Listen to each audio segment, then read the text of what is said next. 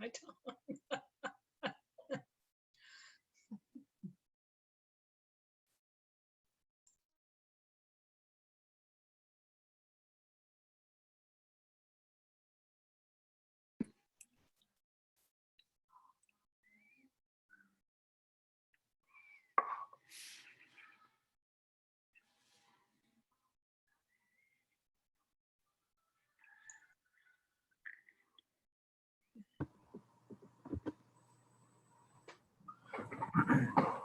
So Debbie and Tom, we are getting it set up right now.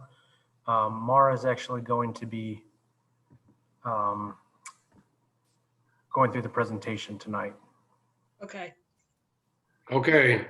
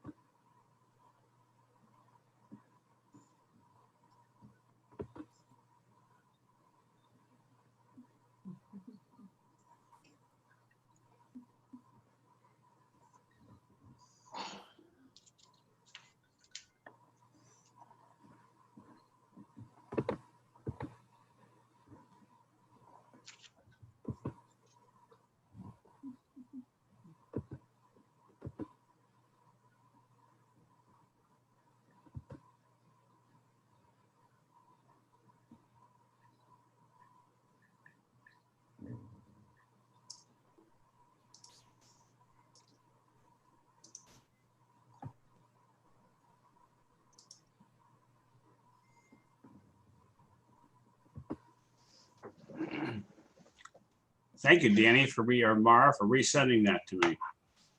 Not a problem. Danny, BJ seems to have his hand raised. Do you want to check and see if he's having problems with audio? Sure.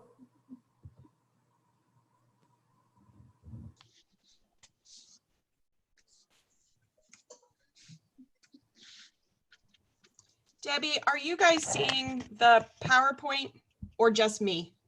I'm seeing the PowerPoint, but it's not in full view yet. I see the slides on the right, I Okay. mean, on the left. I agree.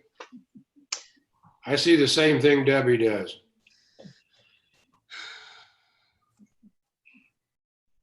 Fixed? There, now you have the presentation view. Thank you. All right.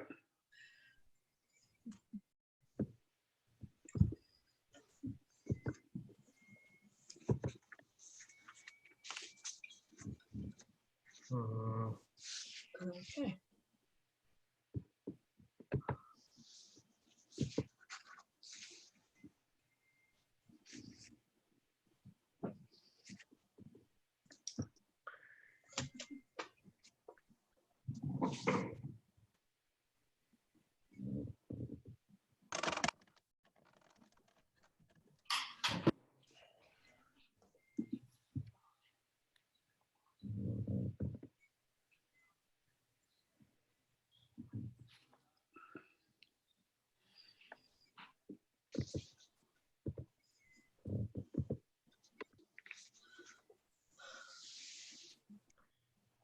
BJ, are you having trouble getting your video working?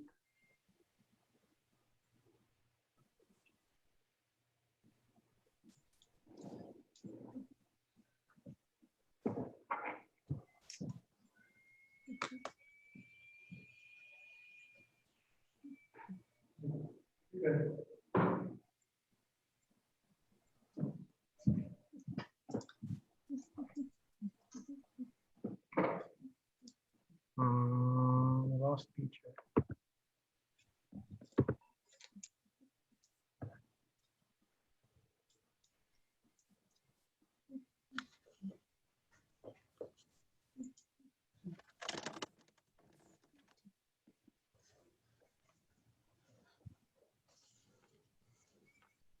Okay.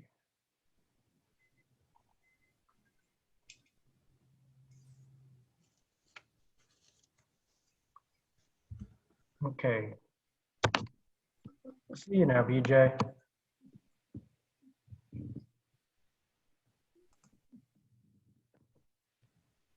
But we You're can't. muted. We can't hear you. We can't hear you, BJ. Make sure your audio's on. Should be in the lower left-hand corner. There you go. Yeah. Can you hear me now? Yes, we can hear you. Perfect.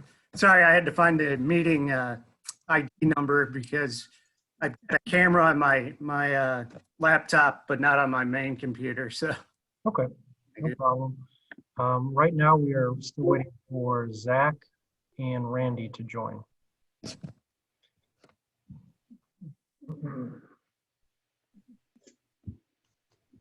everybody have a good holiday.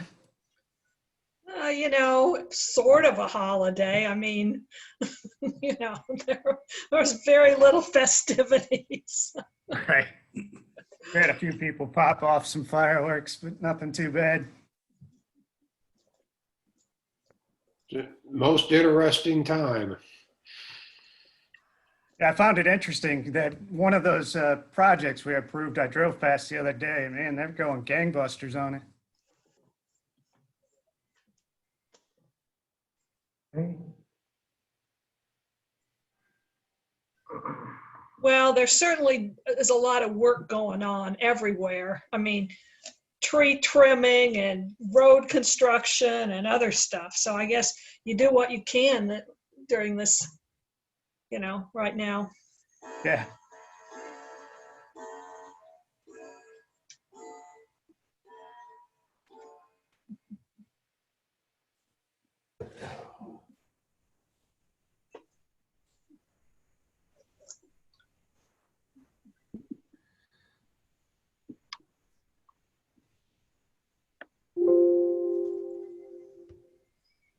We are just waiting for Zach now. The recording of the meeting has started, but we've not started the official proceedings yet. Oops, sorry.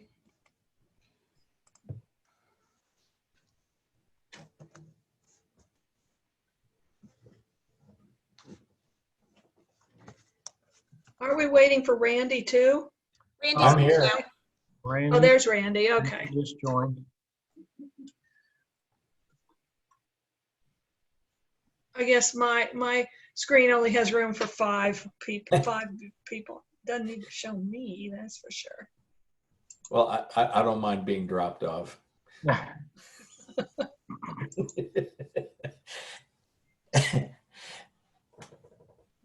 And Debbie, since Scott is not here tonight, I wanted to ask if you'd be willing to be our vice chair and read the powers of the board when it comes to that point.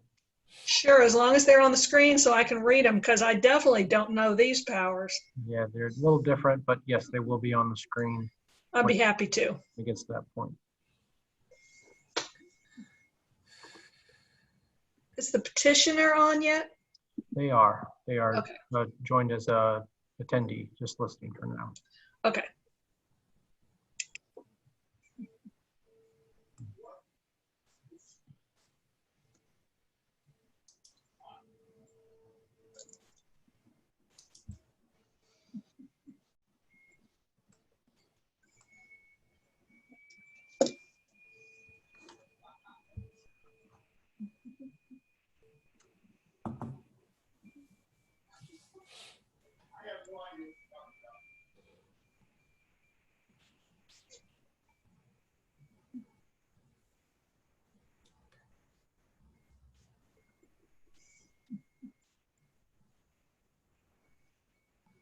I'll wait a few minutes. I know last month we did have to call. He was trying to get kids to bed. So I knew that it caused him to have a little bit of harder time getting on. So I'm gonna try not to call yet and bother him.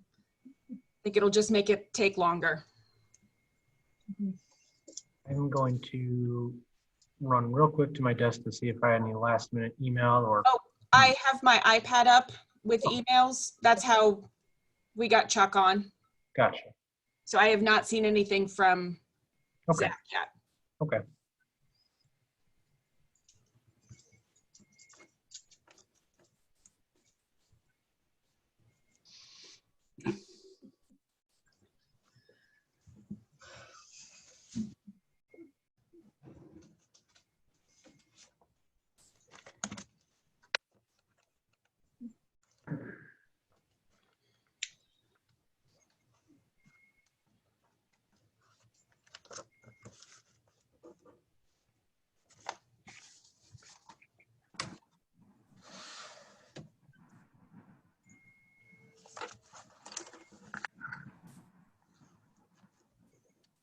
So Chuck, have you done many of these in court?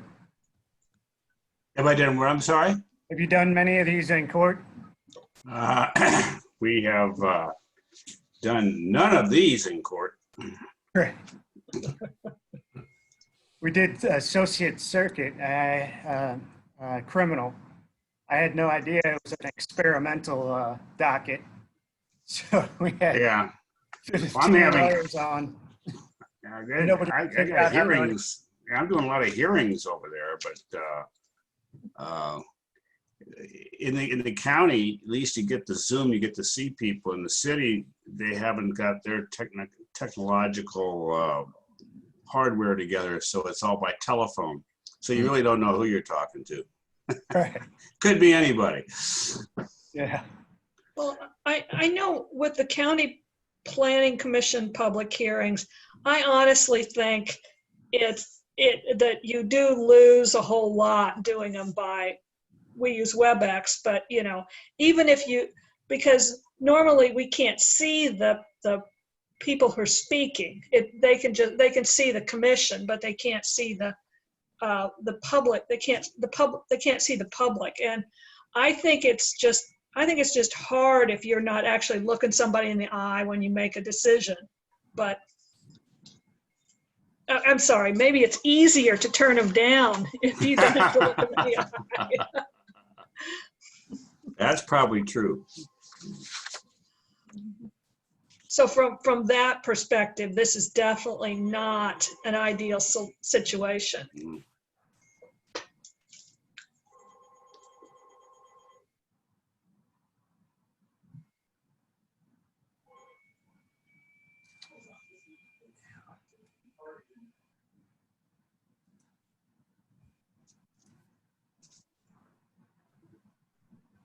So it looks like Mara is calling Zach right now.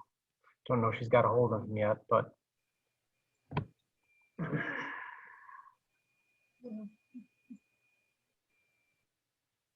So is this the panelist for Board of Adjustment, or is this, I know, This is Zach, the board chair.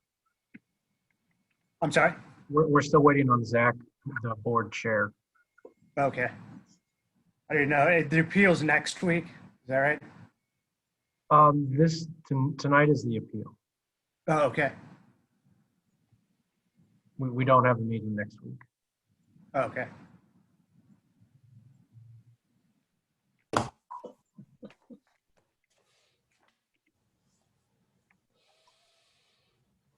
Zach is logging on right now. He should be on momentarily.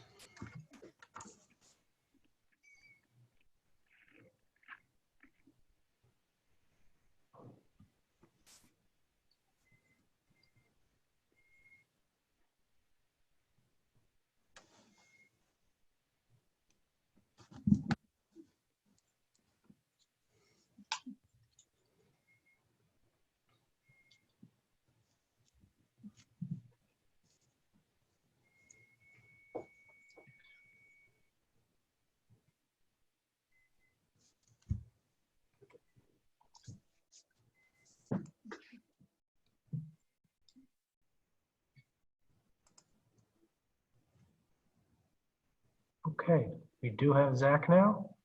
So whenever Zach is ready, looks like everybody else is here, and we can start as soon as you're ready.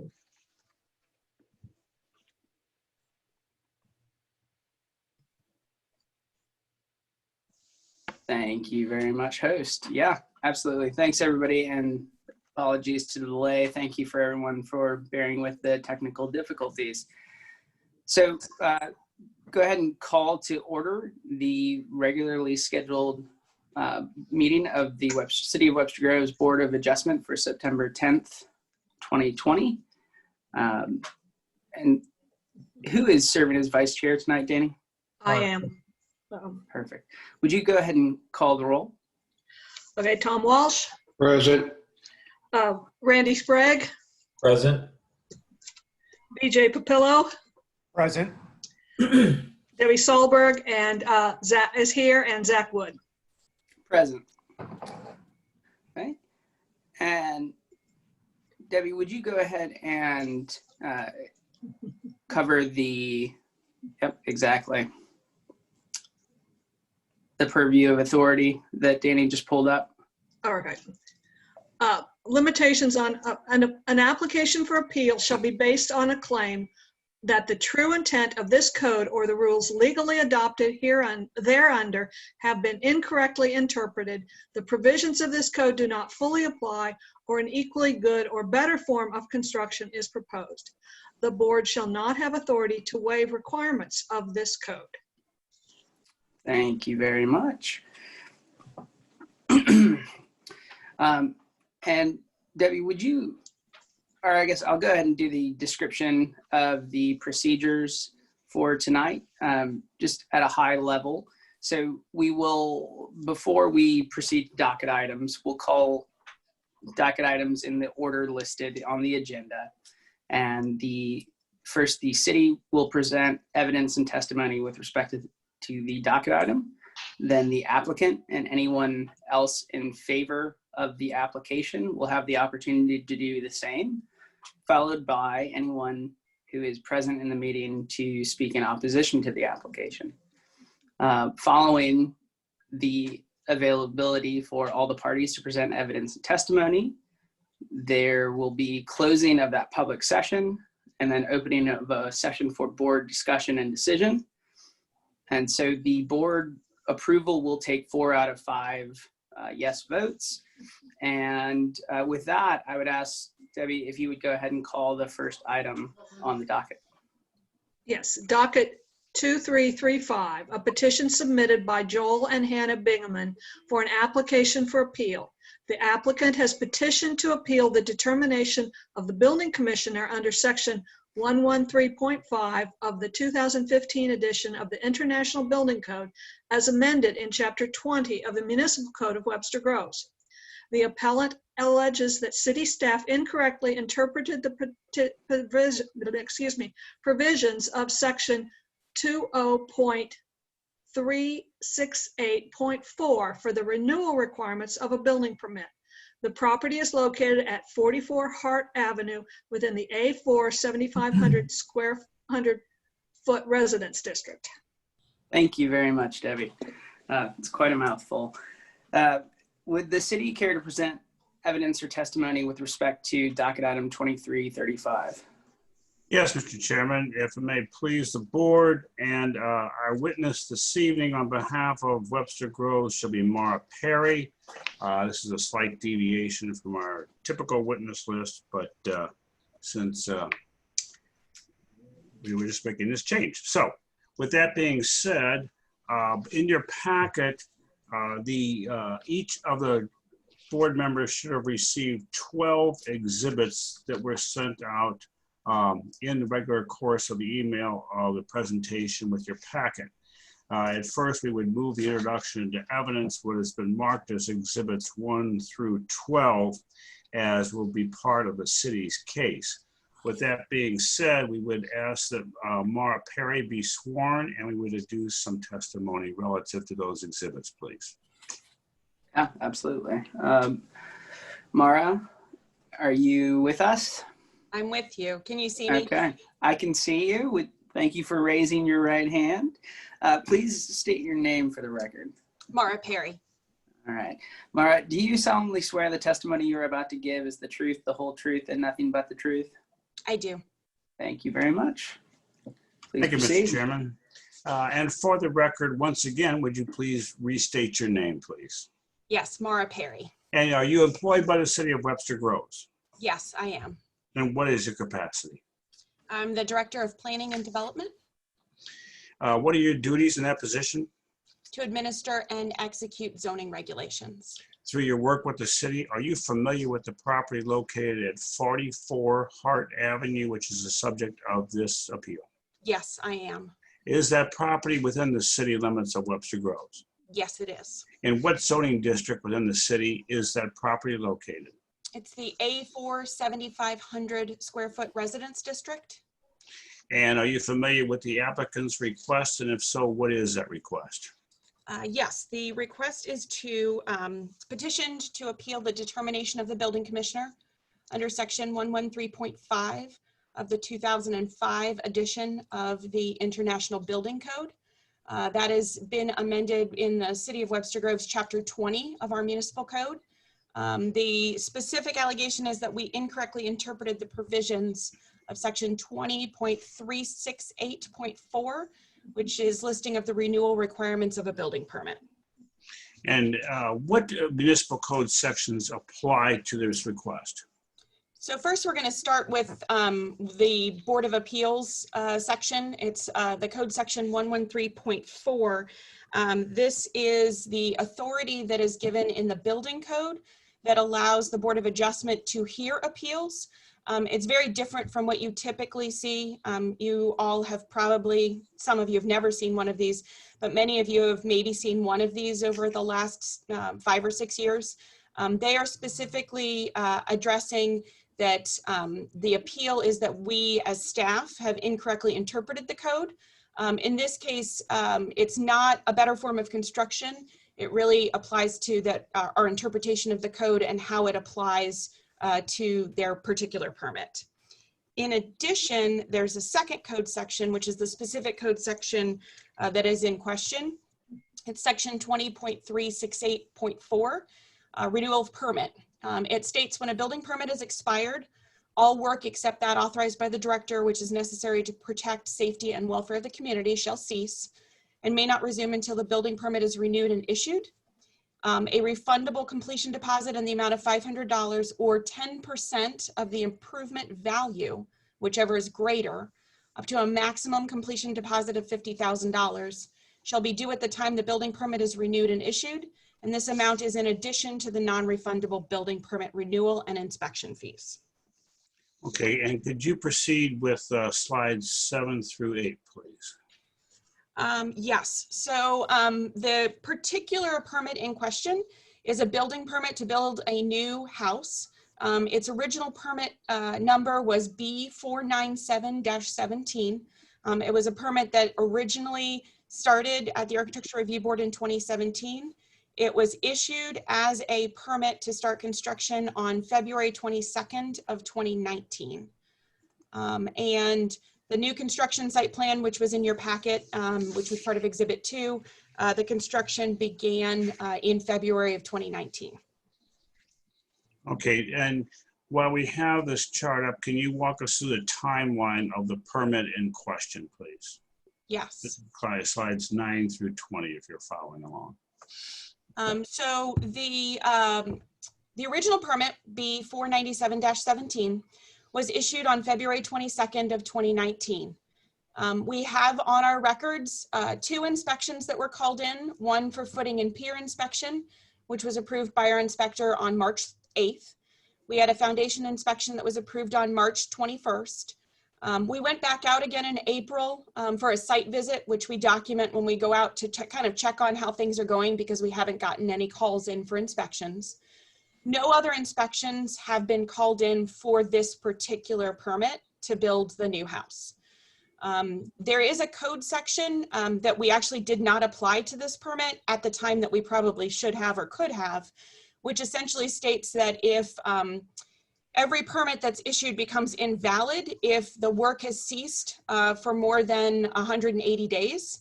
And there's another code section that clarifies that 180 days of cessation of the permit is actually tied to not having an inspection.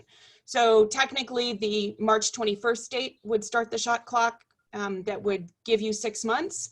And essentially it expires the permit, not just the 1 year time frame of when it expires.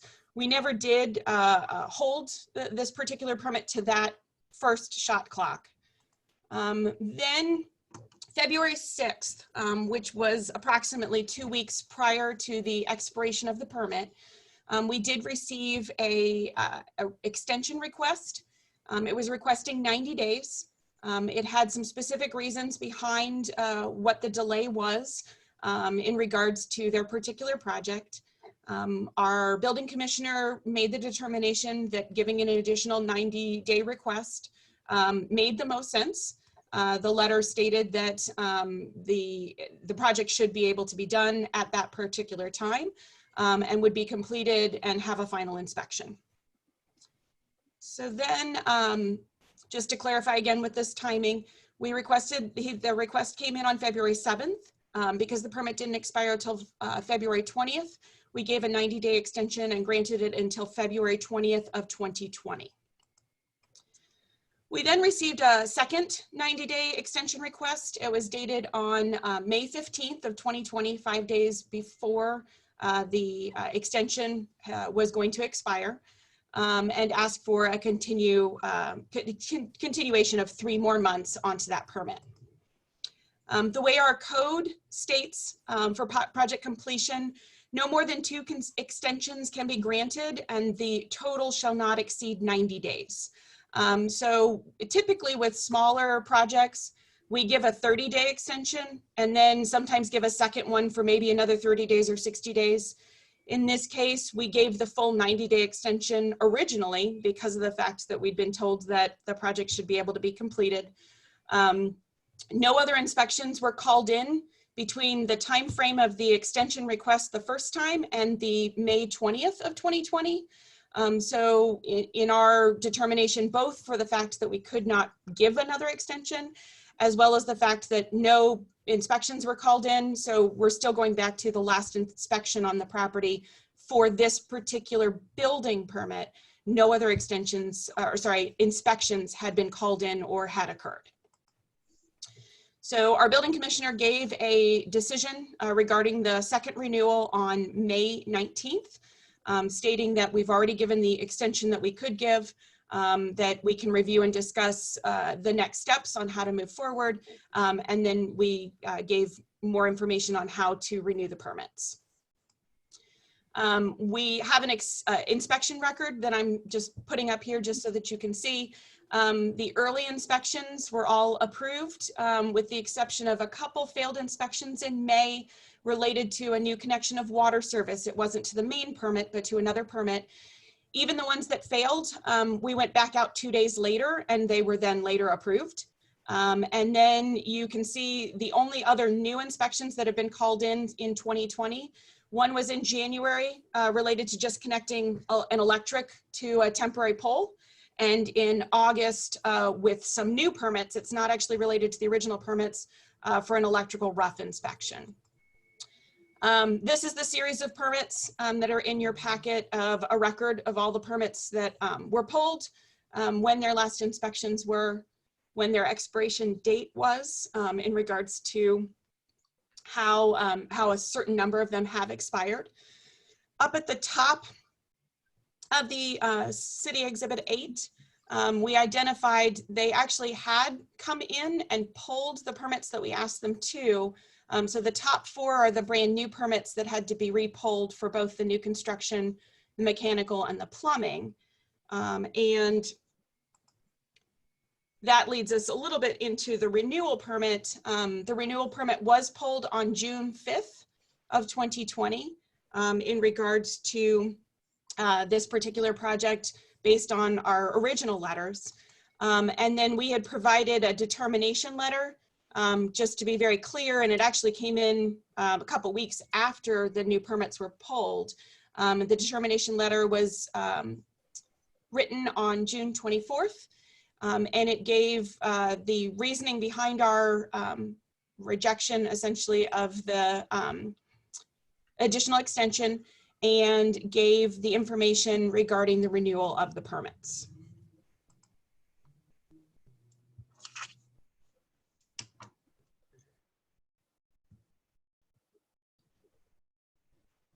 So Chuck, I'm ready for Next. All right, we're ready to proceed with that. I think, oh, I got, we're in Exhibit 5. Are there any other code sections that apply? So there is another code section that does apply that we did try to work with in regards to the renewal of the permit. In the section, which is the particular section that is in question that they are believing that we've interpreted incorrectly, it talks about the need for a refundable completion deposit in the amount of $500 or 10% of the improvement value. It goes to a maximum of $50,000. It's due at the time that the new building permit is renewed and issued, and the amount is in addition to any other non-refundable building permit renewal fees. There's another section below that that gives the ability for the permit fees and deposits to be modified, refunded, or waived for cause by the director. So one of the things that we did is we did look very closely at the ability to modify the fees. We couldn't give additional extensions when we go back to look at the fact that no inspections had been called in essentially in more than a year. And the project had not moved forward even during our additional renewals. We did look at the permit fees originally based on that particular code section. The deposit fee should have been $10,500 based on the overall project cost of what still remained to be constructed on the house. And the building permit fees were going to be $720.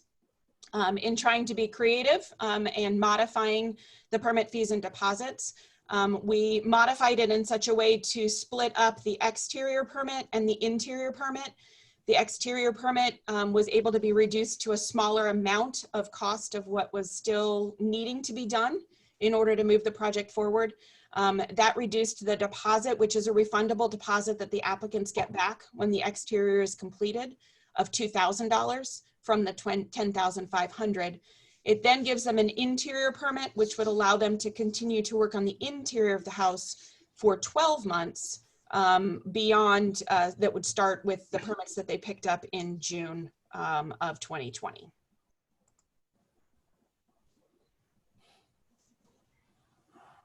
Okay, we want to go over this, or I believe we've already reviewed this before the commission. I'm just ending with, I have nothing further in my presentation. Okay. Okay, at this time, city would move the introduction of evidence what has been previously marked as these exhibits and have been reviewed and testified by the city's witnesses. I'd also note for the record, Mr. Chairman, and I should have mentioned this at the beginning, that this meeting is in compliance with Chapter 610 of the Open Meeting Law of Missouri, and it is being recorded in accordance with the guidelines therein.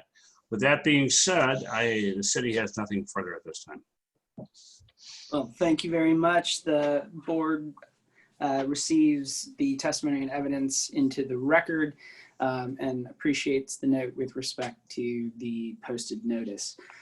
Okay, who is here tonight to speak in favor of docket item 2335?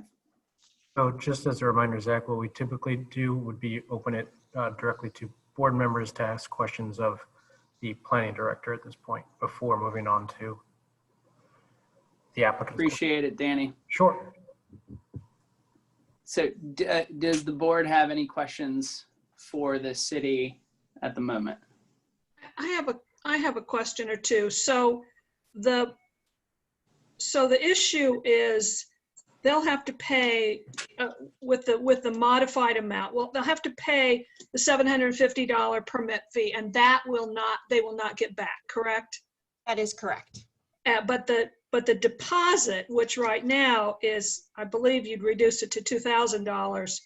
That is a refundable deposit upon the successful completion of those permits. That's correct. So it's just funds that is tied up. It's not money they're out. The $750 is money that they would not get back. That is correct, but please also note, they did lose their deposit on the first permit that they pulled. Okay, they lost that permit. Okay. They did, because it requires you to complete under the old code, which is what they came in under, the 2009. They had to complete the project in 12 months.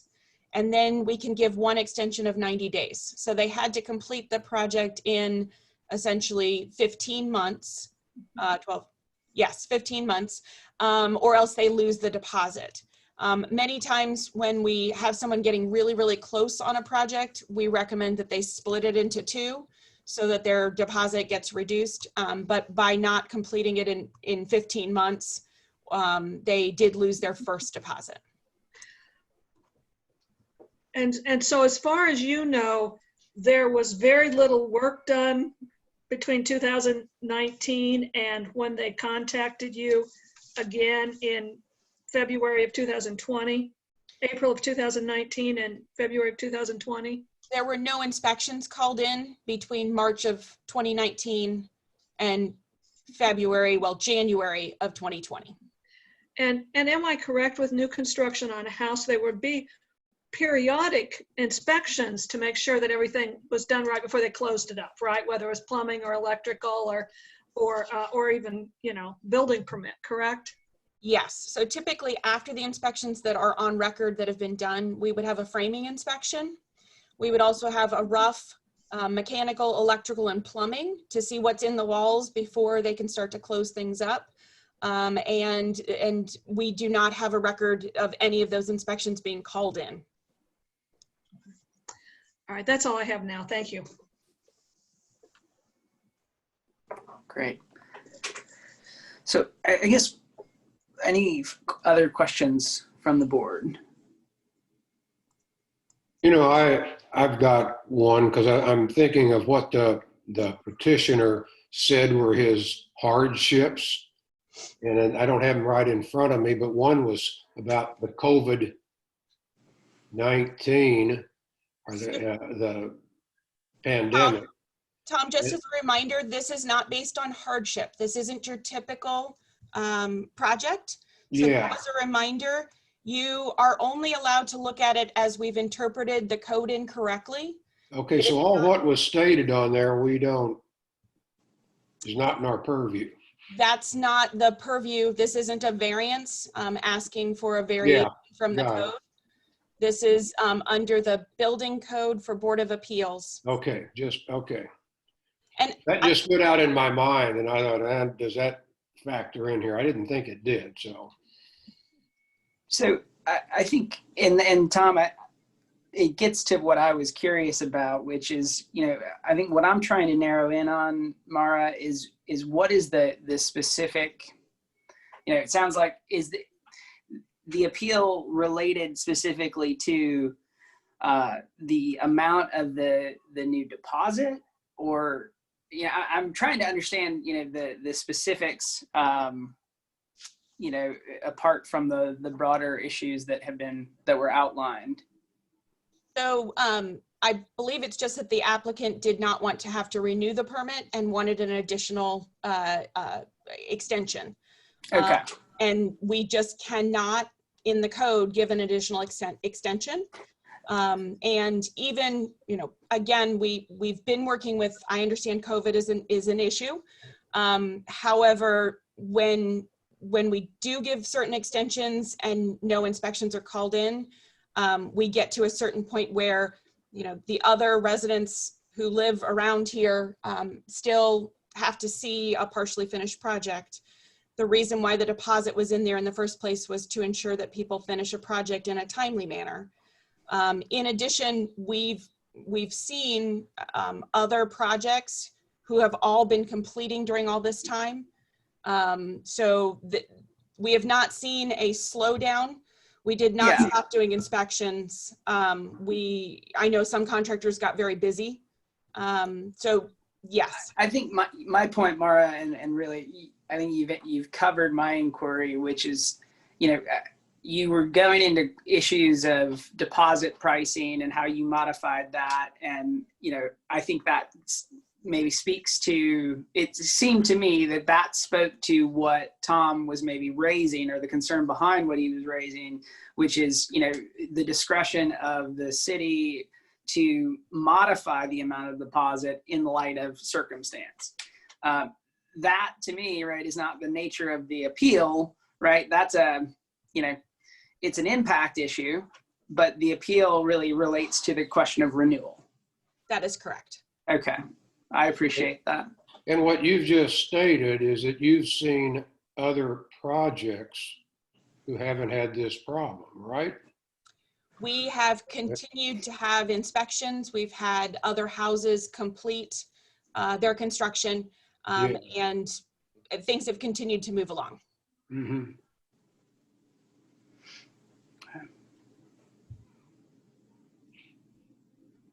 So I have one more question for you, Mara, but I want to see if others have questions for you before I ask my question. Yeah, I just have one question. Is this the only project that you have out there that's having these problems? Or are there multiple properties that are having the same issue?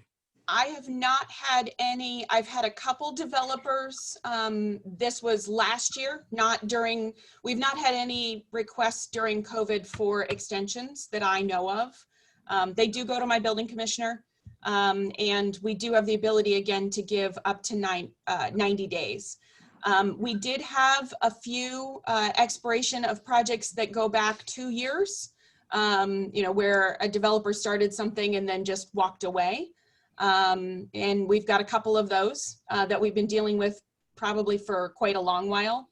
But no, we haven't had any that are during this time frame of 2020.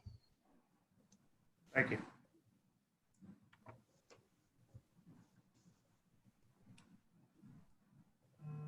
So Mara, I guess my question, and just thinking about framing this right in light of our limitation of the board's limitation on authority. So, our role here is really limited in terms of what we can do. We're limited to, what you have on the screen in terms of the board's authority with respect to applications for appeal have to be that there's been an incorrect interpretation, and that the incorrect interpretation is such that, right, the provision doesn't apply because there's not an equal or better form of construction in this purpose. So, we can't waive the requirements of the code. So we really have to say, did the board err in its interpretation with respect to renewal?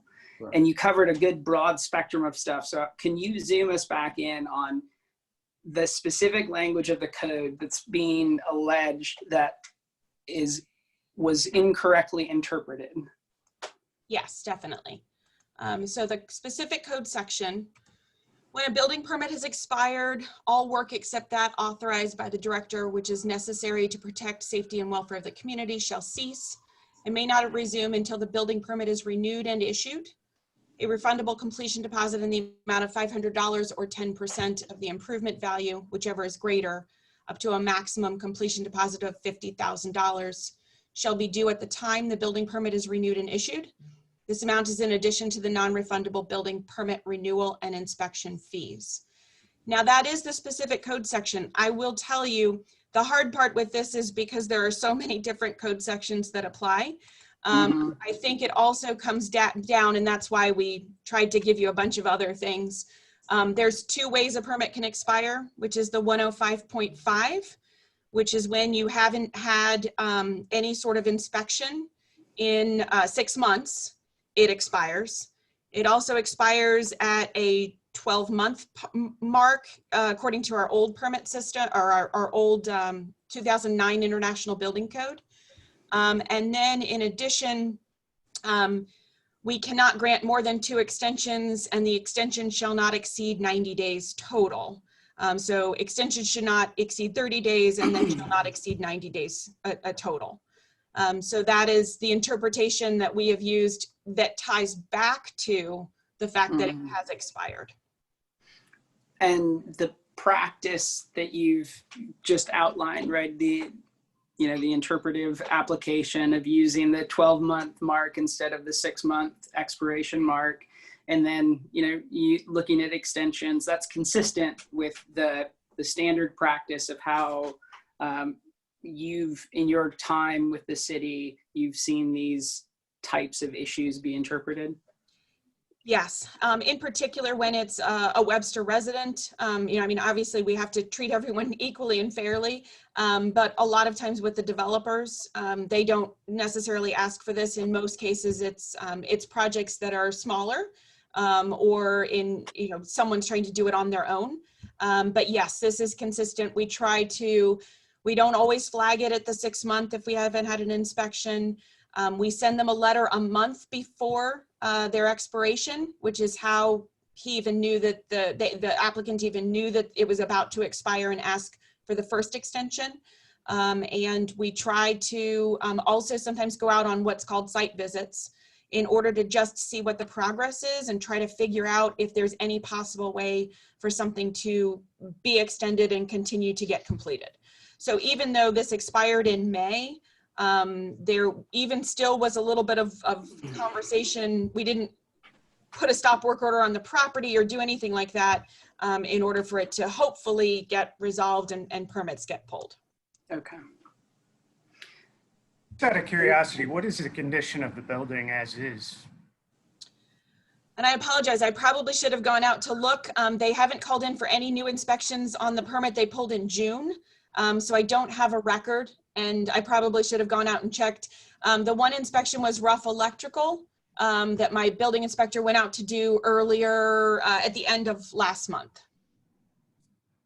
Yeah, I guess my only concern would be if they've got this taken apart and it's causing some sort of danger to the neighbors. They're awfully close together. I'm sure the applicant would be able to tell you where they are status-wise at this point. Back when we did do a site visit, I want to say in April of 2020, the site was still dirt. There was framing that had been done, but we didn't have a framing inspection. There were a number of things that we had not inspected any rough mechanical, electrical, or plumbing at that time. And in his notes, he stated that there was still quite a bit to be done. We were checking in because the permit was expiring 1 month later. Thank you. And Mara, to your knowledge, I mean, has there been any dispute about the dates or just whether or not the interpretation is accurate? I'm assuming interpretation. Obviously this one's a confusing one, and people think that hardships are the pieces that they need to put in. The hardship doesn't tie back into this.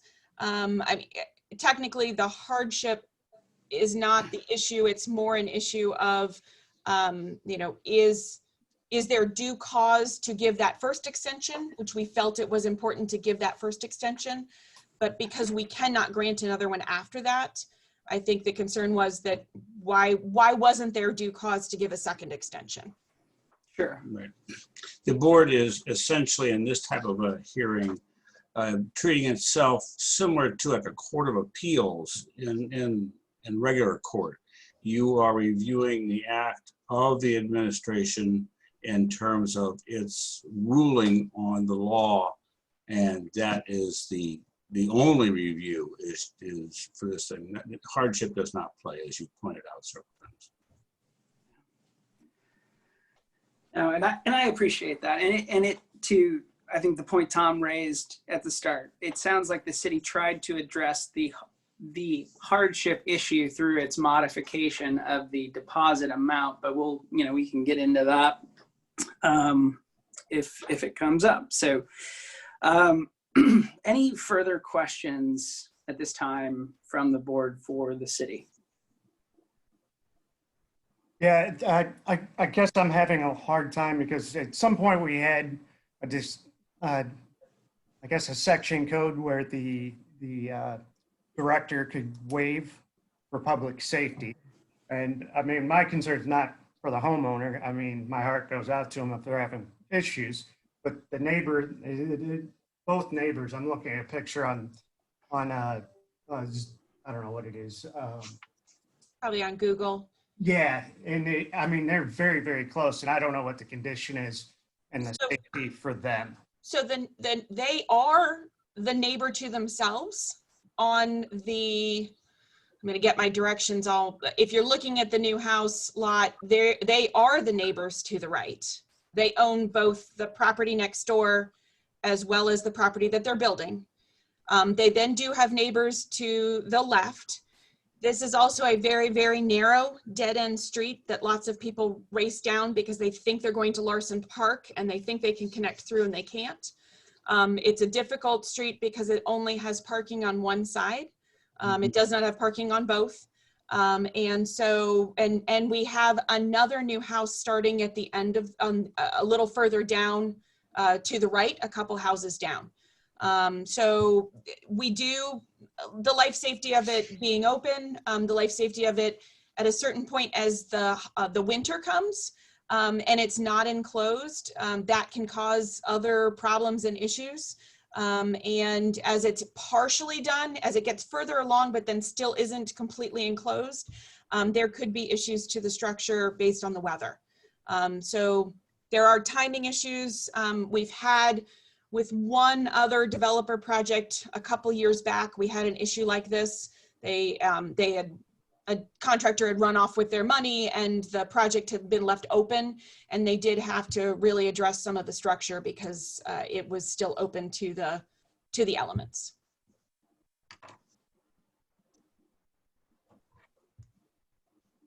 Thank you. Thanks, Mara. Any other questions from the board for the city?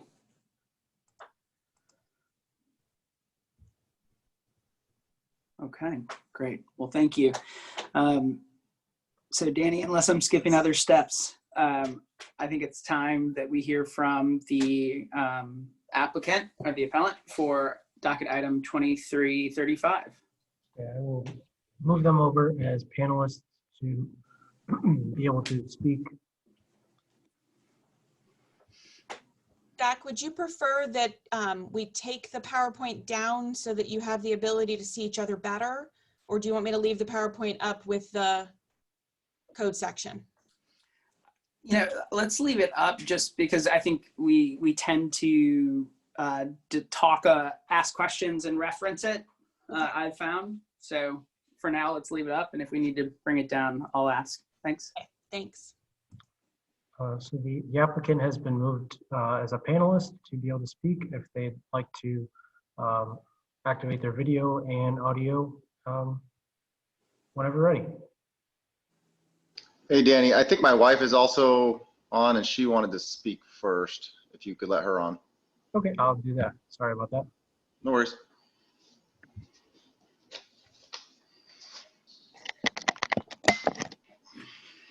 Okay.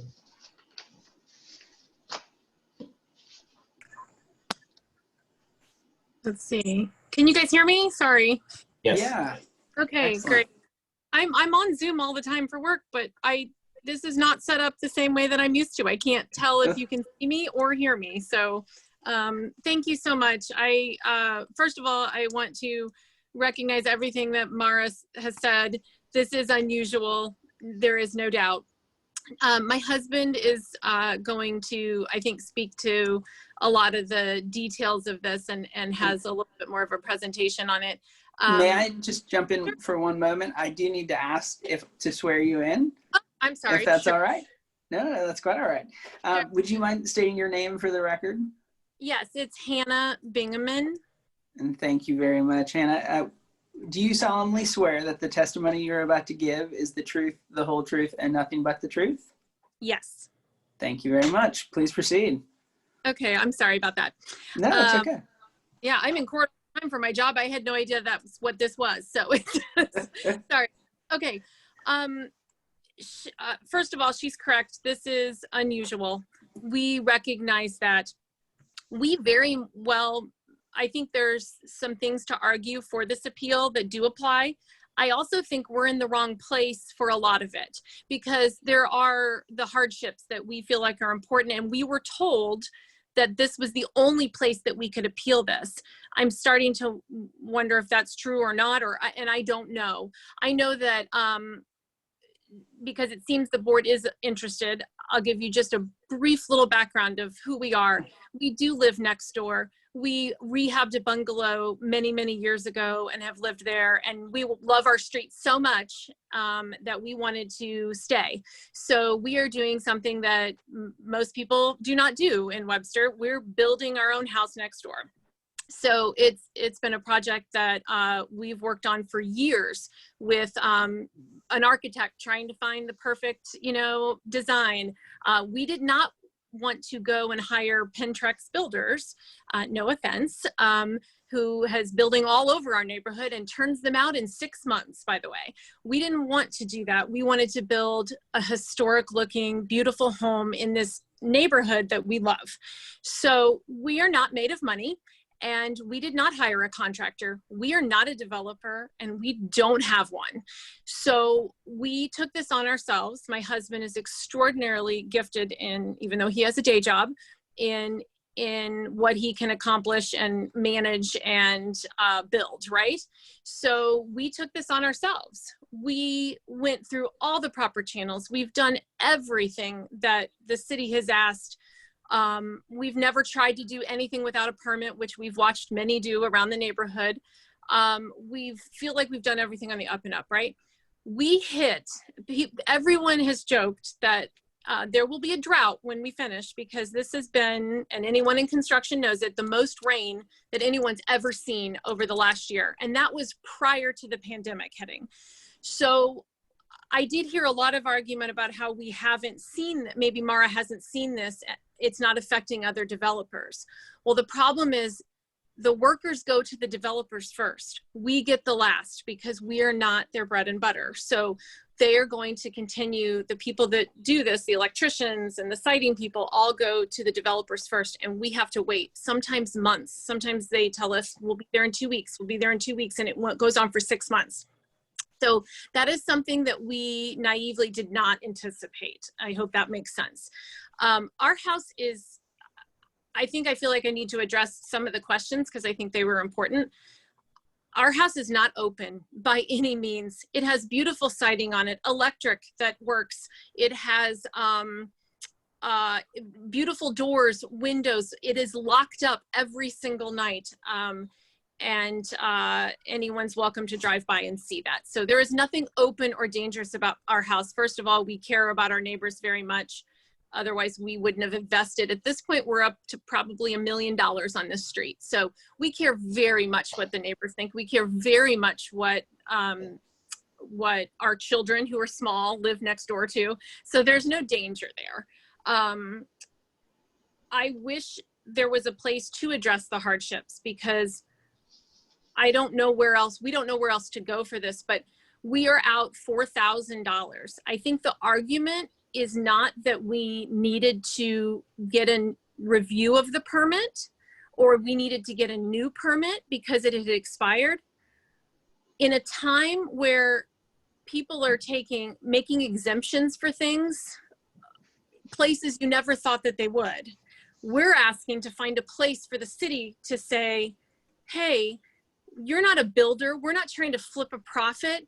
We need a little bit of help. And our house has moved along and it is beautiful if anyone would like to take the time to come by and see. I mean, people stop us on a daily basis and say, wow, like I can't believe the house you're building, because it does look different than Pentrex and it does look different than a lot of the houses around. So we're just asking that we could have come in, not had to forfeit $4,000 for a permit that remained exactly the same. There was no change. We weren't asking to deviate from something. We were simply asking for more time. That's all. And $4,000 seems just absolutely egregious. That being said, I do thank Mara for trying to figure out some ways to make it not $10,000. Thank you very, very much for that. But it just seems like there's a way, and if it's not this board, there's a way to help community citizens right now who are trying to invest in Webster in an extraordinary amount and help us during a pandemic, under extraordinary rain, doing it ourselves and not just using a slap it up builder you know, with builder grade materials. It just seems like there should be some accommodation for that. So I think my husband's going to talk a little bit more about dates and things that there might be some discrepancies on, but I just wanted to address some of the questions about it not being safe anymore or bothering us since we live next door to it. It is not bothering us, nor is it bothering Jeannie and Fred on the other side. They're just so happy to have the investment in the community. So I think that's all I have. Thank you very much. Yeah, thank you. And if it's okay with you, the board may have some questions for you. And before we move to swearing your husband, that might be a good point to jump in. Thanks. Well, actually, I have been by your house and it is absolutely beautiful. I was watching them put the front porch in today. We've just had a deck put in, same procedure. That they're driving the nails in. I could see it's really well done. It's very pretty. My question is if they haven't been any inspections in forever, how do you have electrical and everything in the house? How, if there was no framing inspection and stuff, or am I missing something here? So I'm going to let inspections made? Yeah, I'm going to let my husband speak to that because apparently there were inspections and like the inspector left.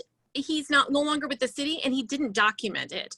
So I think those are things that, and I'm not suggesting that what Mara gave was inaccurate on her part. I think there's things that are missing that maybe she's not aware of and that my husband is. No, we have definitely done everything. I'm confident that my husband has called in when he needed to. In fact, I think she said the electric, by the way, the inspection was done on it. They came to do that more recently. I thought she said that, but you can ask her. I missed that. I apologize. Yeah, that's okay. The construction's fairly far along. I mean, obviously. Yeah, I'm telling you, the rain was unbelievable. That foundation, so we got our permit and then had to wait months to get that foundation poured because of all the rain. We couldn't do it. We literally could not get a date to do it. It was so frustrating to sit by and watch. And then when there would be a date, every foundation person was scrambling to get all of their stuff done because everybody was so backed up. And then when we came out of that year of rain, the pandemic hit. And then everybody was actually busier and doing things, and they were doing things for their builders because that's who's going to continue to pay them after. We're not going to have work for them afterwards. So we come last. And when I say last, I mean to the point where I'm in tears because we can't get anybody there. So we are not just throwing stuff up. We are not in over our heads in terms of, we're going to walk away from this. We just can't get people there. It is just so frustrating. And I probably would never do it again. So, the point is, we are just a couple who now we felt like the city kicked us when we were down. We did everything we were supposed to do, and we didn't mind going in and getting a new permit and saying, okay, can you guys come out and review this again, etc. But to say, okay, now we're going to take your money that you already as a deposit, and then we're going to charge you this other. So not only do we forfeit money, but we have more tied up again, and most of it we won't get back. So it just felt like we're being kicked while we're down, and it's frustrating as a person who loves Webster and loves our community and wants to stay. So yeah, the answer is we have had inspections, and I would do anything right now to just hire a fancy custom builder to even make this go faster. But we can't afford that. And we did this because it was the only way we could. So Webster's expensive. So that's it. Yeah. And I want to move, and we'll swear in your husband in just a moment. But part of the reason I wanted to stop, I wanted to both thank you for what you shared, and also share, I think, to speak to your question, right, about what you're seeking in terms of remedy. And what I can share with you is that, part of the situation we are in as a board, and what, is similar to the position Mara's in, where she's constrained by the code provisions and then the International Building Code, right, that she has to interpret from. You know, that's the authorizing language that she can work from. For us as the board, right, what you see in front of you is what our limitation is in terms of appeals to the board. So the way that our authority is set up, we are only really allowed to look at this is whether or not there was an error in interpretation of that language. Mm-hmm. I think that the questions about hardship, the issues that you've raised are absolutely things that are relevant in this very unique circumstance that we've all found ourselves in. I think the issue that I suspect Mara feels and that I'm feeling and that you're feeling is that there's a question of how do you find relief in these extraordinary situations? And I, want to continue with the process, but I also think there is a question here of whether or not the board can offer you the relief that you're seeking. Mm-hmm. And if the board cannot, whether or not you want to proceed with the appeal or, pause and, reconsider that. So we can hear from your husband and get into the specifics of that more, but I wanted to try to speak a little bit to that question of what our authority is to grant and kind of the place that we have to operate from as the board. Yeah, and I hear you completely. And as I was listening to everything you guys were talking about in the beginning, my thought was, I think there is a little bit more that my husband will argue, but also it does sound like, could we be because the hardships are important, like you said, and I said, but where do you argue that? Where can a community member, a resident, again, not a developer, not somebody trying to make money off the city, but somebody, where do we go to say, wow, this is so wrong when you have people who want to invest in your community, this is so wrong. And so where do we go for that appeal? This isn't an attack the city. This isn't about, Mara's personal decision or anybody else's decision on it. I understand there's a code, but surely there's a place to appeal when something like this happens, and maybe not. We all do find ourselves in an unusual situation right now. But it seems like if you guys can't help, where do we go? And yeah. So, and I don't know the answer to that. Maybe Mara can just further on that, or the city can.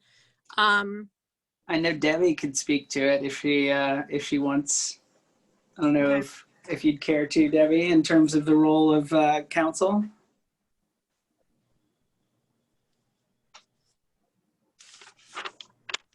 Well, certainly council has the authority to adopt to change legislation, but council does not normally get involved at a they could change statute moving forward possibly, but I'm sure that the planning department would argue that some of these time limits are put in the code for a good reason. That construction should move along, that plans that were approved, really do have an expiration date. I'm sort of speaking out of turn, but city council can change this, sure. but they would not normally act on an individual. They would change it for everybody, not just for this particular petitioner. 100%. And that's what I had in mind, Debbie, is speaking of the broader circumstance of the pandemic, and if there is a solution with respect to timeframes that are written in language that has been adopted by the council, right? The council is the one that has the authority to change that. So, Mr. Chairman, I think we're getting dangerously close to giving some legal advice, which would be a little bit beyond the purview of this board. I would just offer this to the Bingamans. This is the proper place to be because this is an exhaustion of remedies where you would go. After that, you would have to seek your own counsel as to what is your next step after this. If it is ruled adversely to you, if it's not ruled adversely, then you're done. If it is ruled adversely, we really can't be in a position of giving legal advice. We're not trying to be rude or we're trying to be helpful, but we just can't do that. You understand? We're not looking for legal advice either. That's not where we're at, and we're not interested in suing the city. That's not what we're interested in. And maybe I'll speak for myself momentarily. And sorry to cut you off and to jump in, but I will say that I've been on the board for long enough now that it's been the custom that I've observed that when we see someone who maybe has come in thinking that they've needed to address hardship in an appeal, that we want them to understand the consequences of those things. Mm-hmm. And where we see things that are constraints on our authority that are within the purview perhaps of the legislator, that's an observation that is made. Mm-hmm. Whether or not that's legal advice, I don't believe so, but I'm not sitting here as city attorney, so that's my that's just my experience sitting on the board. I have one final question then to move, and thank you, I appreciate it. Apparently we changed codes halfway in between, and this might be something, then I'll move on to Joel, but in terms of interpreting the code, apparently there was a new code, and I'm not sure how that affects us, because apparently under the old code, we had to forfeit all that money. Maybe we do under the new code too. I'm not sure. Hopefully my husband knows, but that seems like something to be addressed as well, if we were kind of halfway in between. So I'm going to let Joel get sworn in now and speak. And I appreciate you guys listening, even if you feel like it's to our hardships, even if it wasn't the right place. So thank you. Absolutely. So Mr. Bingaman, are you connected to us? I think so. Excellent. Would you mind stating your name for the record? Joel Bingaman. All right, and thank you. Do you solemnly swear that the testimony you're about to give is the truth, the whole truth, and nothing but the truth? I do. All right, please proceed. The first thing that I would like to bring up is why I chose this code to appeal. And it was simply based on the letter that the building commissioner sent me, that this is the code that they applied, the 20.3, whatever it is. And that's why I thought I had to appeal that. When I talked to him on the phone, he said, yeah, that's what this is all based off. So that's what I appealed. I will say that as I went through this earlier, it was right about the time things were transitioning. And I'm not sure that the 2015 code was still available on the 2009 IRC, but it was the 2015 city code. I think what I ended up printing off was the 2018 stuff. So it's possible that I looked at the newer code, but I don't know that it changed a whole lot in some of these areas. The biggest part as a homeowner, not a lawyer, is this code is very expansive, and it's down to lot size and zone groups and anything else. And there's, like Mara brought up, there's 25 different things that could apply here. So I guess if we chose the wrong thing to appeal, it was simply because that's what the letter said it was based on. So that's what I chose to appeal. And I believe that the language in it isn't necessarily that, can you bring up that 20.364, Mara, or whatever it was? Because I think there's a language in the bottom of it that is basically that the part of the argument could be that the code itself doesn't have a provision to allow, if I'm not mistaken. Let's see. I'm sorry. Well, I guess it was one of the letters or something that said, oh no, it was the board board announcement. That's what it was.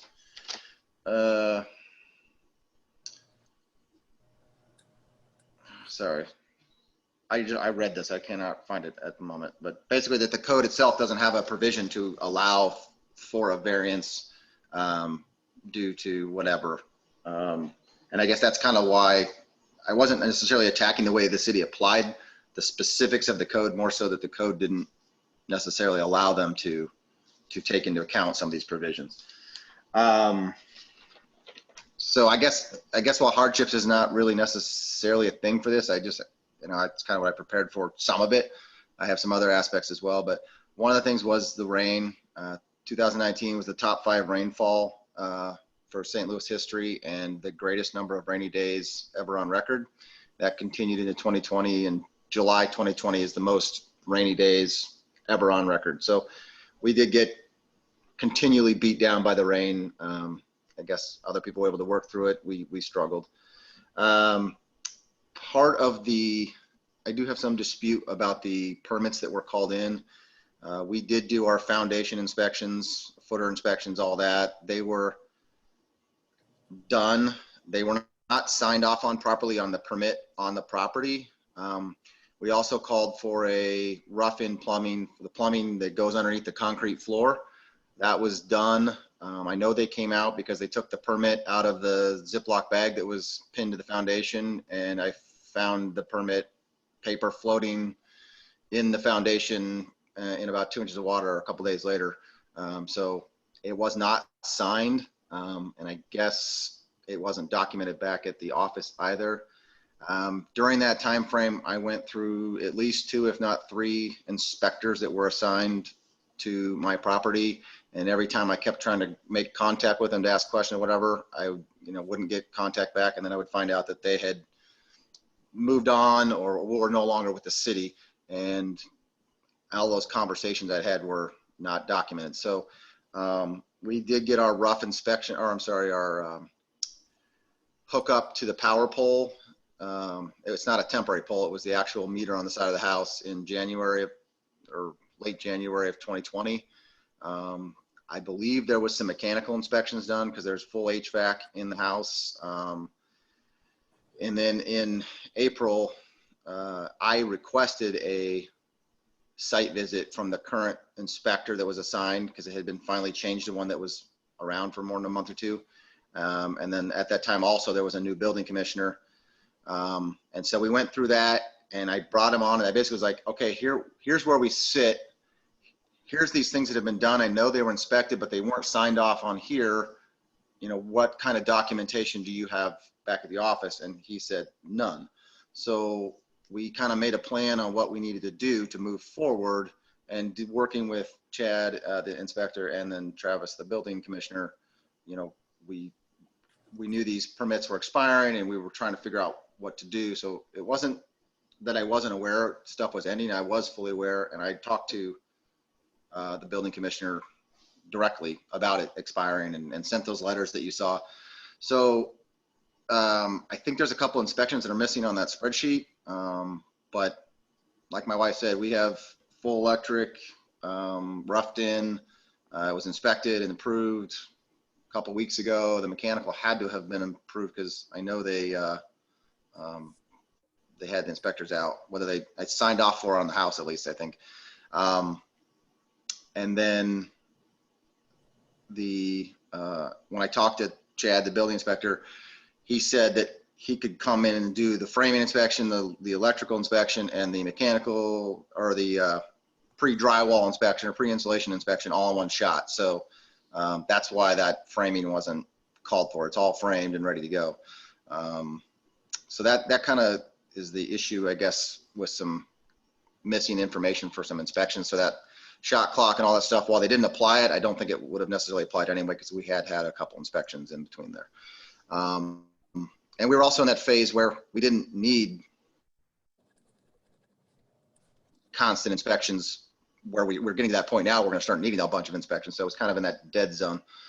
We've already talked about the pandemic, but the way it directly affected us is 2 ways. Worker availability, we just couldn't get them to show up. We were low priority. But other ways was we're using higher end building products. It's a full metal roof, high-end metal roof, high-end siding, high-end windows, high-end everything.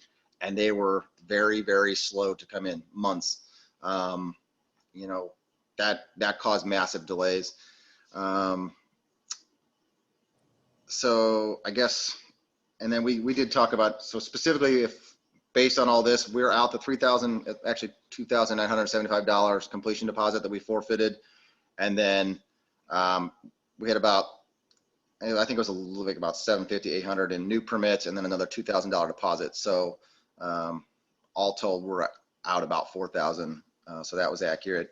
And I think we already addressed the safety issue. It's fully locked, sealed up, everything's good there. And then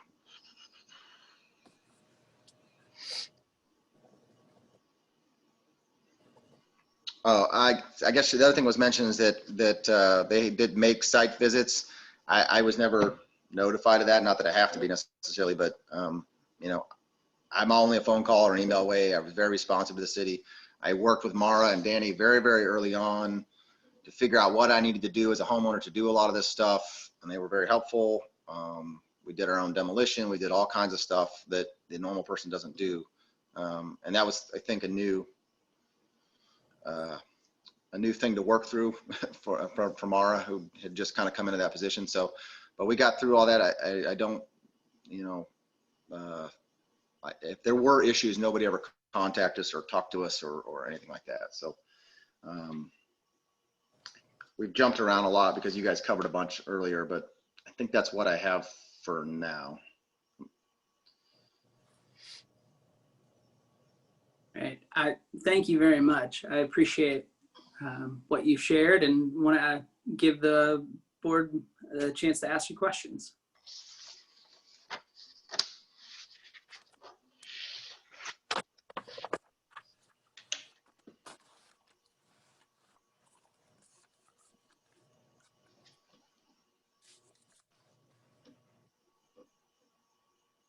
Are there questions for Mr. Bingaman from the board?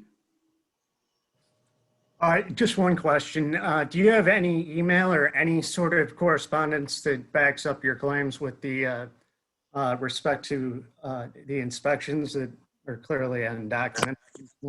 Yeah, I have an email that documented a conversation I had with Travis, the building commissioner, who agreed that this time frame that I was dealing with, there was a lot of issues with the inspectors and the changeover and the documentation, so much to the point where I had to provide significant photo documentation of the build process to show that there was actually rebar in the foundation and the underground plumbing was done correctly and things in the wall that had been covered up, all these things.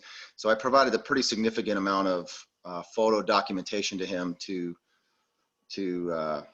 kind of make up for those missing inspections. Yes. Thank you.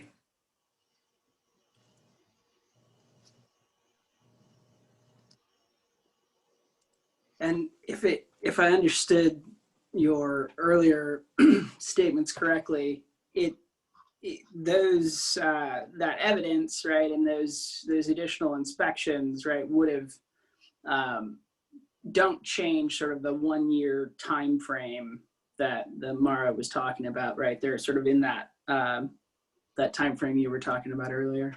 Yeah, I would have to go back and look through photos to get the exact time frame, but I just, based on what I know, you know, we did the foundation, we did the concrete around end of June, and the under rough plumbing inspection was done right before that, and then we had another inspection for the electric coming in January sometime, which she did mention. I would have to triple check the mechanical because I'm almost positive it's signed off on. Pretty sure I sent that photograph of that to the building commissioner.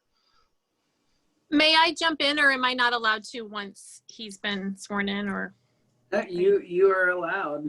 You're still. I'll just remind you, you're still under oath. Okay, great. Thanks. I think, and correct me if I'm wrong, Joel, that I think he's only bringing up this because Mara mentioned that although they tried to find some way to not have us forfeit this, and I don't want to, I think this is what Mara was saying, is that we tried, but the fact that they didn't even have inspections in this whole time period was why we felt like we couldn't even help any more than that. So I think Joel's addressing that by saying, yes, there were these inspections that weren't documented on the city's part. So I don't know that that was our original point, but I think it's almost like a rebuttal saying, you know, this happened, even though they're saying it didn't, kind of thing. So. Yeah, and I'd just like to piggyback on that. So a couple of those inspections that happened in the summer of 2019, the plumber that I used to put in my water and sewer and demo the old sewer, they were building a new house behind us as well. And that same plumber got the job behind us to do the same thing for them. And so there was 1 or 2 times where they came out to inspect. He called in an inspection for their property, and the guy did both because they were both going. So I don't know if it just got shorted out at the city that he didn't call in 2 very specific inspections for that plumbing and the runoff pit or what that was about. But that's a possibility of why that didn't show up. So. Zach, if you want to let me know if you want me to at some point try to clarify some of these things, because I think there's your document or your city exhibit will clarify that some of the things they think weren't documented were, and vice versa. And so whenever you're ready. Yep, I was just thinking that, but I wanted to make sure if there's anything else in terms of any other things that you're thinking that would be useful for Mara to clarify while we have the opportunity.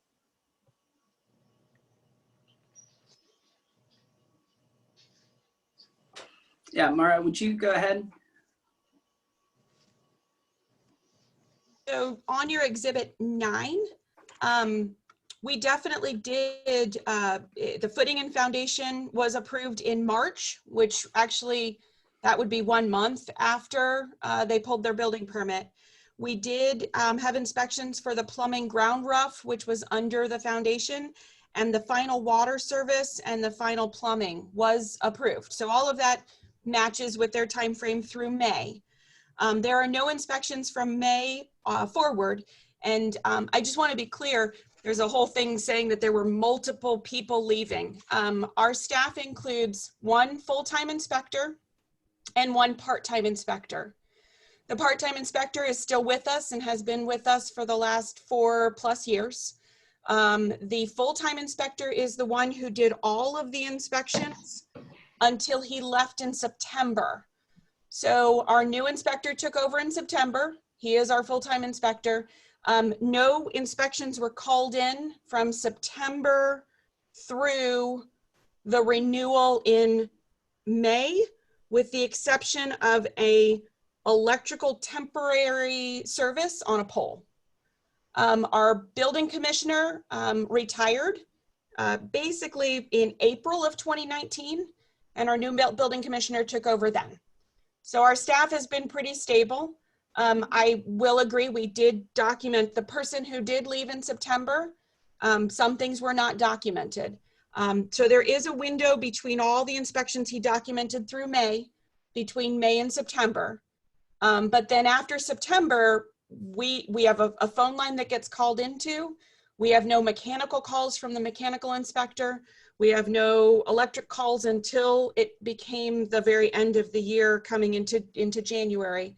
Again, we understand that there were, and I think Travis tried to really work with what was missing for that time frame between May and September, but nothing else got called in during that time frame when we had a stable set of staff. But we only had that 1 person retire at the very, very beginning of the project. We had 1 person leave in September of 2019. Okay. What, So it sounds.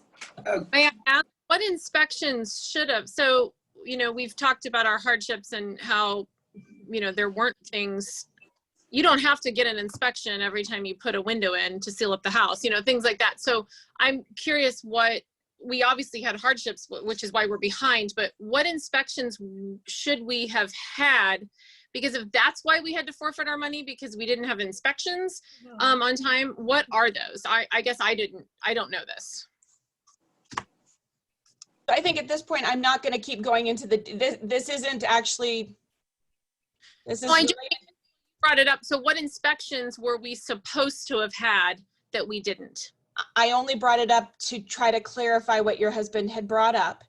No, it was brought up in your initial presentation, actually. It was in the initial presentation, quite a lengthy bit about how we tried to work with us in terms of the extension, but because I think you said the code, because we hadn't had the inspections we were supposed to have, we were kind of not worthy, or I don't know how you would say that, but not worthy of we weren't doing enough to be given another extension.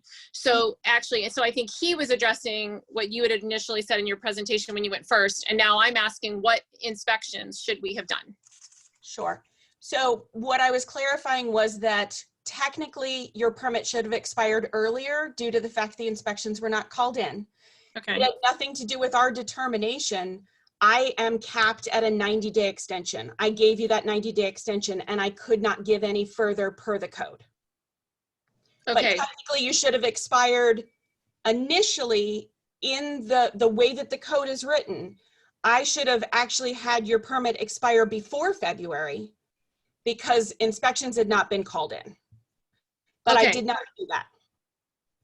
And the inspections would be a framing inspection, a rough electrical inspection, a rough mechanical inspection, and a rough plumbing inspection for the plumbing for the house, not the plumbing for the water lines. So you made an exception outside the code that we did not, that you should have revoked our expiration sooner. Am I understanding that correctly? That is correct. We have been trying not to do that for people. Right. We've been trying to give calls and say, hey. Try not to charge people, make them forfeit their deposit in the middle of a. No, this has nothing to do with the pandemic. This has to do with 2019.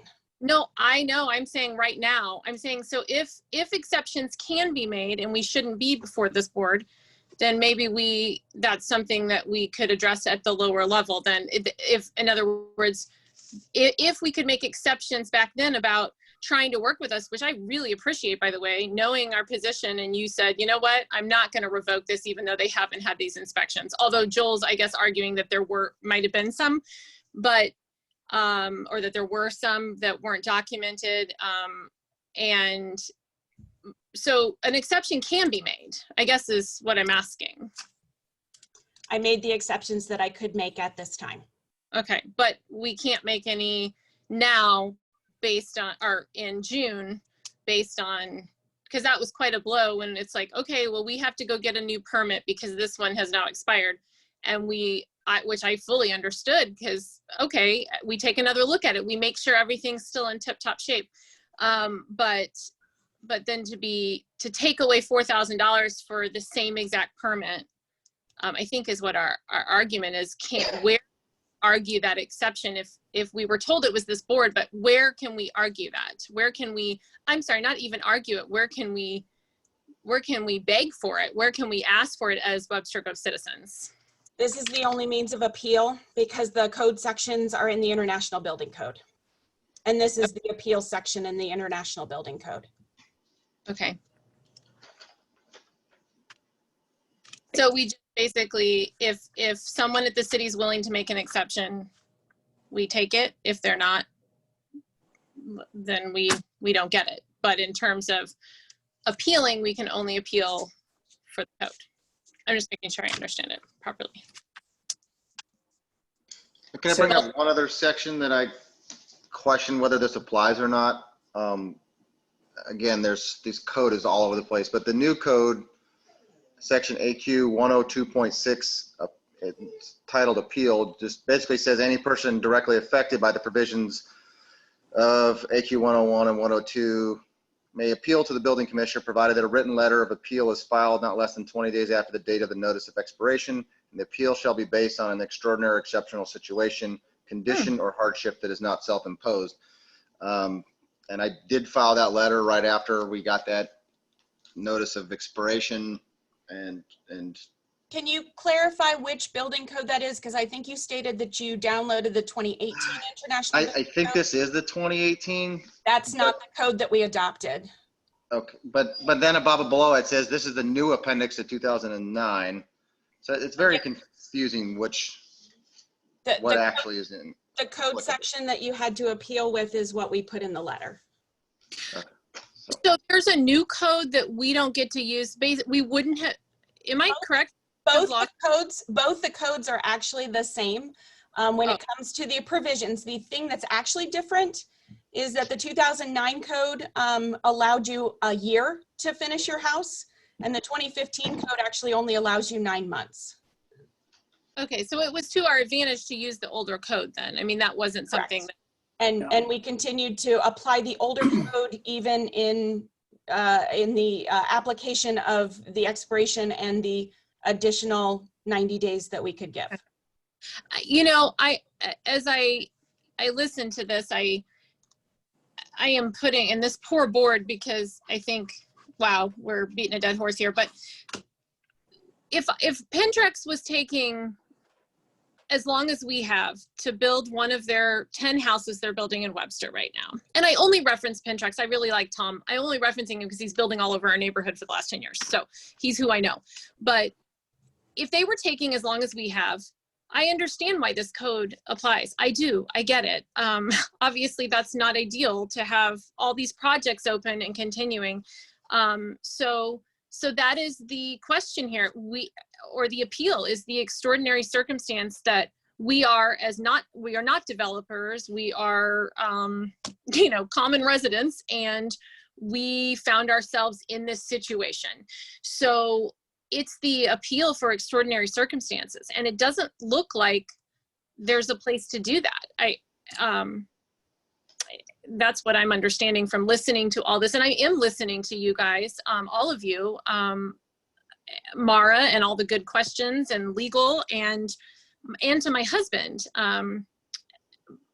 It just seems like that, boy, it sure doesn't apply. There doesn't appear to be a place to let people invest like this and not be able to appeal to some sort of human level to say, hey, we need a little help here, or we need a little, although it sounds like sometimes the city does do that, and we appreciate it. I would just think in this case, this would be one of those, to not take $4,000 from us at this point would be an exception that could have been made at the lower level. So, Joel. I don't really have anything else to add. If those code sections aren't applicable for some reason, you said they were the same. AQ 102.6 not in the old code, but it is in the new code. Again, I don't have that reference in front of me, so I don't have that section of the code. Okay. All I'm stating is that the code sections we put in the PowerPoint have the same language as the code sections in the old one. We adopt a building code, and then we make amendments with the city council. So there are certain amendments that we do that go above and beyond to make changes to the code. The city council had asked us to make the time frame for new construction be only for exterior work be only 9 months, to tighten up the fact that projects are taking too long for various reasons for various neighbors. There are some exceptions in the code that allow that if you start as a homeowner, that if you go to a contractor, there are ways to do certain waiving of fees. There's a few other things in there. We work with as best we can, and we've been, doing what we can under the code that gives me the ability to make certain exceptions. So if my husband's the contractor, he couldn't have used that? Like we could have gone to him and we could have waived fees? No, the way that yours worked, we gave you an exception for him to become the contractor as homeowner. Okay. To save you in some ways, which actually the new code does not allow. So Travis worked with you to allow you to pull the new permit as homeowner to do as best we could under the code, and applying under the old 2009 code, even though your new permit's being pulled under the 2015. Under the 2015, he technically cannot pull those permits as a homeowner. And we tried to, again, work as best we could. So he shouldn't have been able to pull the new permit then? That's correct. But you guys allow him to pull the new permit? We made an exception in that case. We did as best we could. Why can't we make an exception to waive $4,000? Or my God, cut it in half. Cut it down from $10,500 to $2,000. It's both of those amounts are egregious for a piece of paper that is exactly the same. We did all the work that goes into that permit is done by us, and we hired people to do it. All the money we spent, $20,000 on all the stuff we provided to you guys. So 4,000 is egregious, 10,000 is egregious. So I guess I don't understand why an exception can't be made to say, okay, well, you have to apply for a new permit, but you don't have to forfeit all your old money, or at least one or the other, So forfeit the old, but not have to pay for a new one, or don't forfeit the old money, but you also have to pay for a new one, or something like that. If fees can be waived, then they could have been waived for us, and we wouldn't have had to, I guess, come before this board. I guess we're not supposed to be at. So Zach, I'm just gonna ask. And I think the challenge that we have, and I think I understand the frustration as a homeowner, as someone who has recently gone through a construction project. I personally understand, and I want to communicate that as a board member, my personal experience has been a challenge at times, trying to understand where I can find room to interpret language, that I have that limits my authority. And, it is my impression that, the city has tried to work within the limitations that they have. And I think that's, that is just my personal observation. And, I think absolutely. And I think we have too, can I say, I think Sure. obviously we have, there's no doubt. I guess we're asking for more, we're asking for more at this time, considering everything. It was the June thing, when I have a full-time job and I can't go to work all the time. So I was down to 20 hours because of the pandemic, because I had to be home with my kids who couldn't go anywhere. And, all of these things affected us. And then to find out that we were throwing away $4,000, which would have built that beautiful front porch, which is how much that cost us. So, it's just that it was a slap in the face. So yeah, we were asking for another exception, another exemption, or whatever you call it. So I apologize that I really legitimately thought we were appealing in the right place, because that's what the letter said. So, and I think a little bit of it is correct. I think my husband thought that a little bit of it was misinterpreted, but I would go back to the argument that I think the city could work with us even more. We are providing the city with so much in tax dollars, so much in permits. I don't even know what the total amount, Joel, is in permits that we've paid, whether it's trees and anything else. I mean, we have done it all and done it all correctly. So there is nobody that wishes this project was done more than Joel and I, more than me, mostly as a mother. And, but it's not. So again, it sure seems like, maybe we won't benefit from this, but boy, it'd be nice if there was something to assist, not developers, but residents more during this process. So thank you. Again, yeah. Let you guys go. Yeah, well, and thank you for sharing. So do you want to ask, and in terms of our process, need to ask if the board has any questions for you all and for the city before we move to see if there are any other folks in the waiting room to speak. No questions here.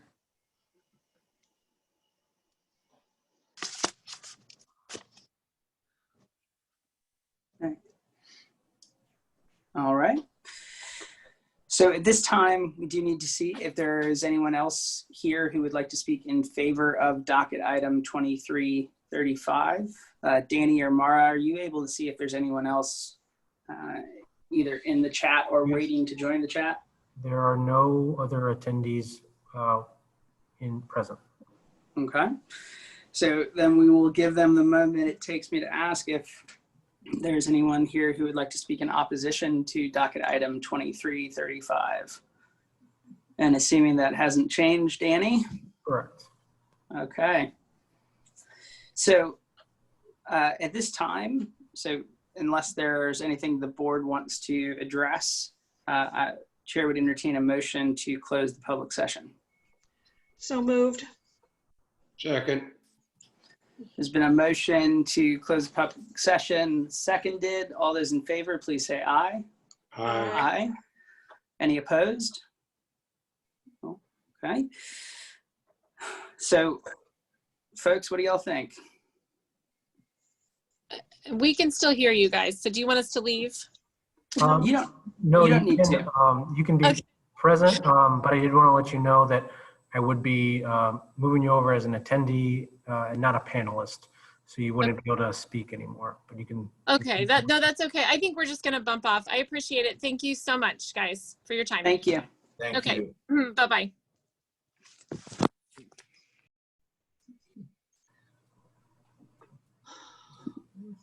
Well, I think it's a series of unfortunate events for them. I don't see how they get around the code. I tend to agree, and I'm not even, it appears that, yeah, there was some things that combined to delay things, but I don't see any way to grant them. I don't believe the city has interpreted the things incorrectly. Right. You have to look, it's the 3 Ps. There's a policy, okay? And that policy is clearly stated. There are procedures. Those procedures are clearly defined. And then there's precedent. How have you enforced this? I'm sorry, but there's no room. As much as you would, my heart goes out to them. But when you do that, you set in motion something that goes back to, that destroys the policy. You can't do it like that. And I'm sorry to say it. I really feel for them. I think the city has bent over backwards to interpret the procedures, the way they implemented this, as best as they possibly could. This is one of the evils of being your own contractor, okay? And I know that residents who live near a construction site get real tired of it real fast. And to allow some sort of exemption for, for somebody who's going to take even longer than a contractor does seem sort of counterintuitive. I mean, I've been by, it's a beautiful construction that they're doing. This is absolutely the nicest, by far and away, the nicest house on this street. It's a beaut, okay? And I understand that. And I think they have done this, I think it's a great plan. I think it's all fine. But you can't violate a policy because things went wrong. I'm sorry. I don't see how you can do it. And I'm going to echo what you're saying. And we have to look at the words in front of us. Right. And that's whether they did something or didn't do it, that's not for us tonight. No. We just have to go by the policy like you're saying. I'm sorry. I agree. The only question in my mind is there was a change over there somewhere in this whole process. I don't think them as average citizens really got the process. And their argument that, we're Webster, I'm sentimental to that, but you can't hold a corporation and citizens differently.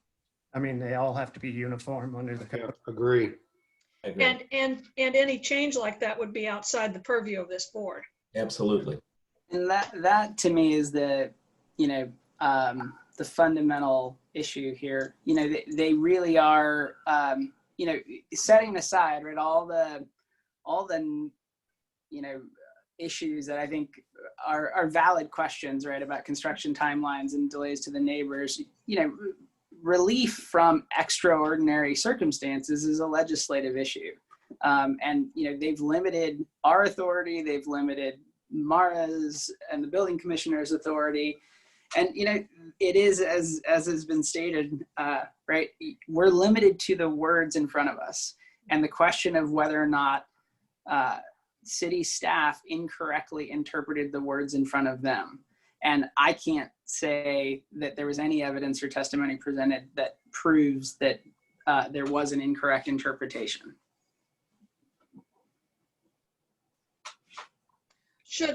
Does a motion need to be worded in a particular way? I guess that question's for the chair and or the legal counsel.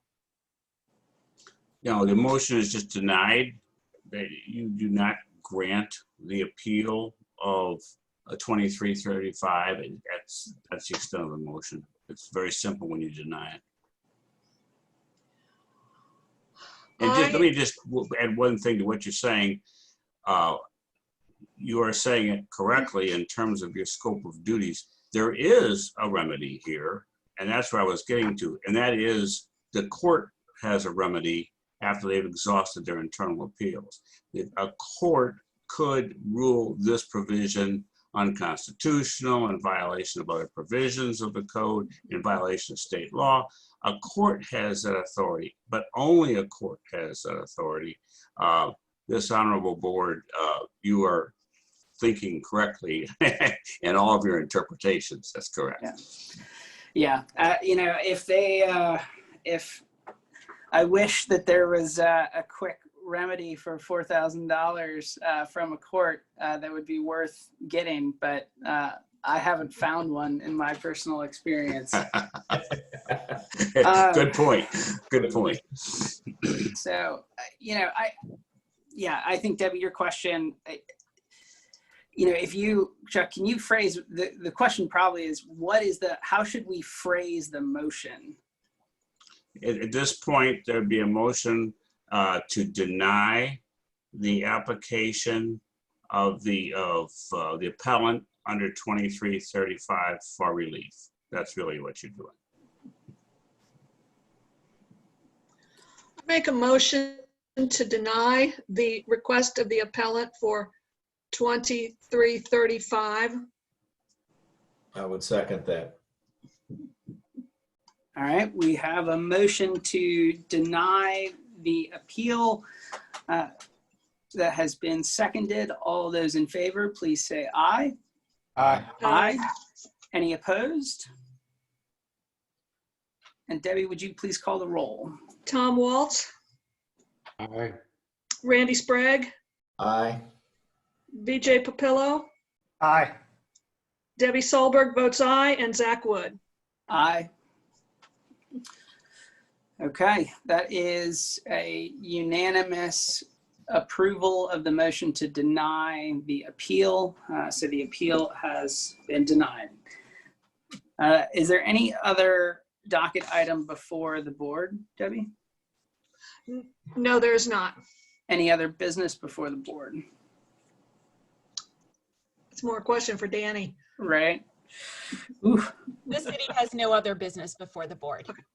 All right. Thank you, Mara. Thank you, Mara. I'll make a motion to close the session. I'll second it. We have a motion to adjourn that has been seconded. All those in favor, please say aye. Aye. Aye. Any opposed? All right, this meeting is adjourned. Thank you, everyone. Thank Bye, you. folks. Thank Bye. you. Thanks, everyone. Good job, everybody. Yeah.